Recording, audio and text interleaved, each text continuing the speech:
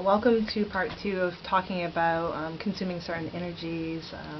So I'm always talking from my own personal experience, and I don't want to universalize my experience or expect that everyone do it and they'll have the same results. I can only share with you what I've experienced and what I've learned.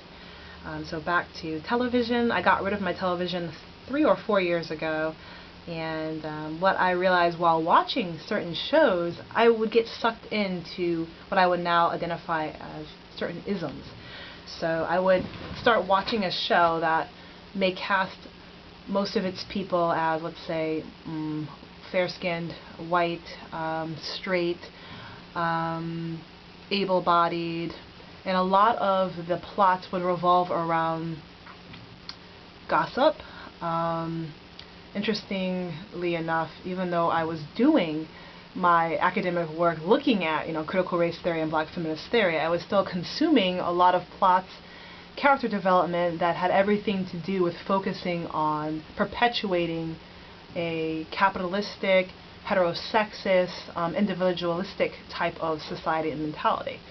And for me, that's counterproductive towards understanding liberation, towards achieving liberation. And I want to actually say that liberation, I know in itself, is subjective. So for me, liberation is to not consume negative energies or consume energies that are so focused on perpetuating heterosexism and whiteness as the norm, and things like, success can only be found if you keep on consuming materials that are made in a way that hurt human beings and non-human animals.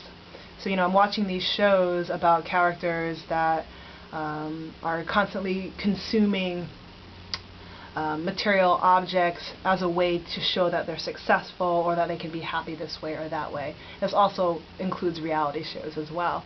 I'm asking myself, what does this do to my brain? Whether I'm conscious of it or not, it's still going to be somewhere in my brain. It's still going to help very much dictate how I actually look at the world and how I formulate my own ideals around liberation and decolonization. So I can't be consuming all of these energies that have these messages that this particular ideology of capitalism, or extreme capitalism, of globalization, of heterosexuality as the norm, or whiteness as the norm, all of the isms. I can't start looking at that as entertainment, but at the same time break away from it and then go back to my academic research and start reading more about black feminist theory and post-colonial theory. What's happening here? They're clashing. How can I consume this entertainment and still be harmonious? Is that possible? And I realized, well, it's actually, for me, it wasn't. And once I got rid of the TV, I was actually better able to start identifying more and more certain habits that I was doing that was perpetuating more of my own suffering and more of my own confusion.